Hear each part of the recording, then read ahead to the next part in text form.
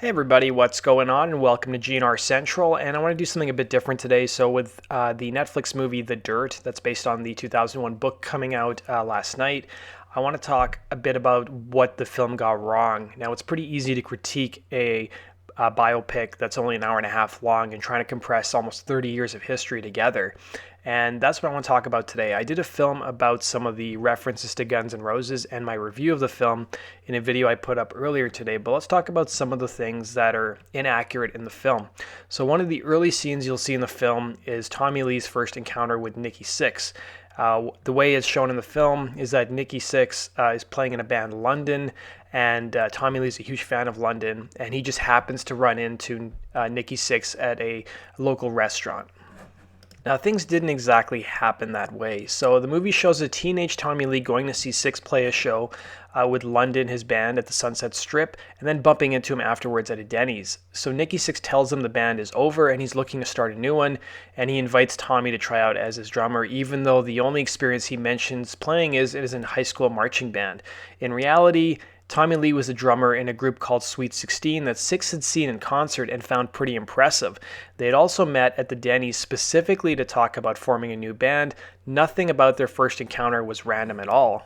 So another thing that's glossed over by the film and not even really mentioned is that the original lead singer for Motley Crue isn't even brought up in the film. Now, Vince Neil wasn't their singer when Motley Crue first went into the studio to record their earliest demos. Instead, they had a guy named Odense Peterson, who, according to Tommy Lee, had a voice somewhere between Ian Astbury of the Cult and Klaus Meine of the Scorpions. But Nikki didn't like his attitude, and Mick Mars thought he was a hippie, which is basically a death sentence for a member of Motley Crue, and they fired him, and history has basically forgotten that he ever existed, and the movie basically did the same thing, although he occasionally appears in Los Angeles to cover the band from time to time. The next thing the film got wrong is that Vince Neil didn't meet the other members of Motley Crue at a backyard party. So when Neil first came on screen in the movie The Dirt, he's singing a Billy Squier song, My Kind of Lover, at a backyard party, while women up front go insane for him. Let's also overlook the fact that My Kind of Lover wasn't even out at the time. And while he was in a cover band back then, the first meeting actually took place at the Starwood in West Hollywood. Now, Neil avoided the band for a lot longer than what the movie suggests, as he basically stalked them for weeks before he even agreed to an initial jam. And they didn't play Livewire for the first jam session because Nikki hadn't even written the song yet. The next thing the movie got wrong is that there's a scene when Tom Zutaut, who's played by Pete Davidson from SNL, meets the band and tries to sign them to Elektra Records. And in the movie, they make it seem really easy. Like, he just shows up, talks to them for like 10 minutes, and they agree to sign with him. But in reality, it didn't really work that way. So in real life, the band ended up creating their own label, Leather Records, solely to put out their own music before they ever met Zutaut. And when he initially approached the band, they were extremely suspicious and made him buy them many free meals throughout a long courtship. And they were only accepting offers from Virgin at the time. Now, Zutaut did eventually sign them to Elektra, but it took a lot more than a quick hello at a bar. Not too long after this scene, we see Doc McGhee, who would be Motley Crue's manager throughout the 80s, and he's basically shown as coming to a place where the band's partying and punching a guy who's giving the band trouble. And he didn't actually meet the band for the first time at their apartment. So in one of the movie's most meta moments, the group's future manager, Doc McGhee, is first seen when he knocks an unruly party guest to the floor with his fist. Mick Mars then turns to the camera and says, "This didn't actually happen. Doc never came to this filthy shithole. We met him at the Santa Monica Civic Center after a show." So in one of the first big concerts Motley plays is at the Forum in Los Angeles. Vince Neil is shown having sex with Tom Zutaut's date in the dressing room. Now, that never actually happened that way. Now, first off, Motley Crue didn't play the Forum until 1985 for the first time, and this event in the scene seems to happen around 1983, but Vince did sleep with Tom Zutaut's girlfriend that year, but it happened at the US Festival and not at the LA Forum, and it was after the show, not before.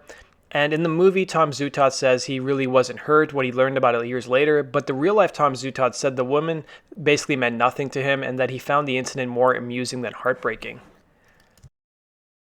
The next thing the film gets wrong is that even though Tommy Lee did meet Heather Locklear and they were married for about 7 years, he didn't meet her the night of Vince Neil's car accident that killed Razzle from Hanoi Rocks.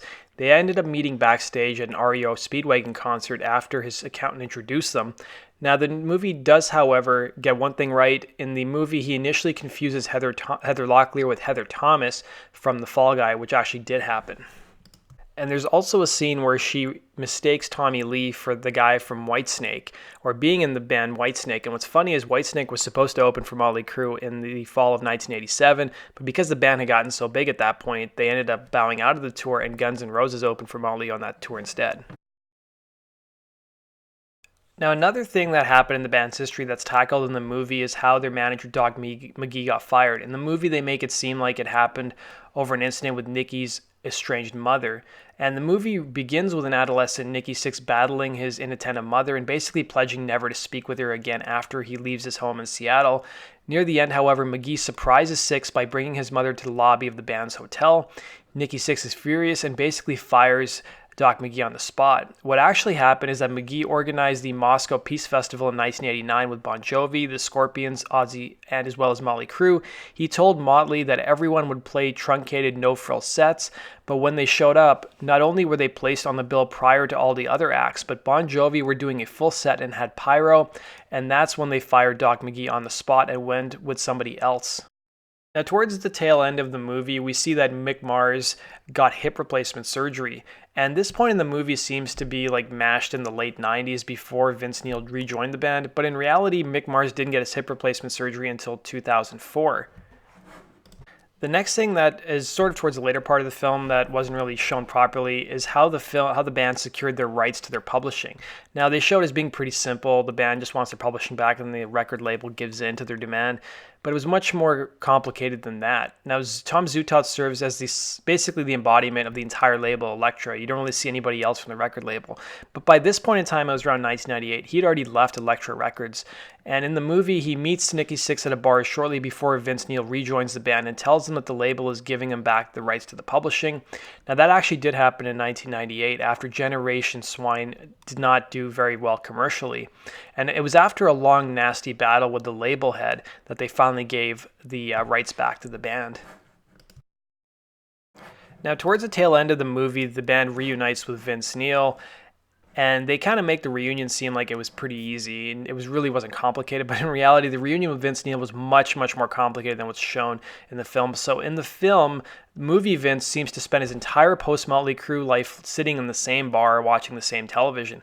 And there's not even a hint that he tried to launch a solo career. Now, when the guys show up at the bar after getting Mick from the hospital 10 years in the future, they sit down and basically hash out a reunion over drinks and make sobby amends. And the whole thing wasn't even remotely that simple. And the band wanted to make another record with John Corabi and only met with Neil very reluctantly at the urging of their managers. They actually met him at the Hyatt Hotel with a team of lawyers and managers around them, and it was pretty tense. But Neil eventually agreed to stop by the studio and hear their progress that they were on the new record they were working on. And Corabi at that point was still involved and briefly thought he'd remain as a second guitarist, but that made little sense and he was quickly pushed out of the band. Now, one of the things that surprised me that they kind of glossed over this, didn't even mention it, was the whole relationship that Tommy Lee had with Pamela Anderson. So Tommy Lee would marry the Baywatch actress in 1995 after knowing her for just 4 days. They ended up having 2 kids together, and of course there was a sex tape. And he was arrested for assaulting her and spent 6 months in prison, and they would finally divorce 3 years later in 1998. Anderson accused him of giving her hepatitis C, and all this insanity got about 10,000 times more attention than anything the band did in the 90s, but there's not even a single mention of her name in the entire movie, and Lee is shown punching his girlfriend on a tour bus in the 80s after she repeatedly called his mother the C word and stabs him in the shoulder with a pen.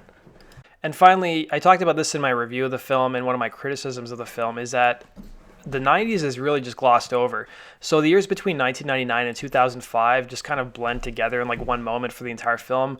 But there's a lot of stuff that's not even tackled, including no mention of 1997's Generation Swine, the fact that Tommy quit the band in 1999, or 2000's new Tattoo album, or the death of replacement drummer Randy Castillo, which happened in 2002, or the band's decision to go on hiatus that same year. It's somehow 1996, 2005, and all the points in between happened just at once. So that is a summary of everything that it didn't appear to be factually correct in the Dirt movie. Now, overall, I enjoyed the film. I think you guys should check it out. And I'm not even a huge Motley fan. I do like a number of their songs and some of their records, but of course, I'm a much bigger Guns N' Roses fan. But let me know what your thoughts were on the film, and was there anything else you found that was historically inaccurate? Let me know in the comment section below. Thanks for watching, guys, and be sure to hit the like button and subscribe. Take care. Hey, this is Dizzy Reed from Guns N' Roses, and you're watching GNR Central. Yeah!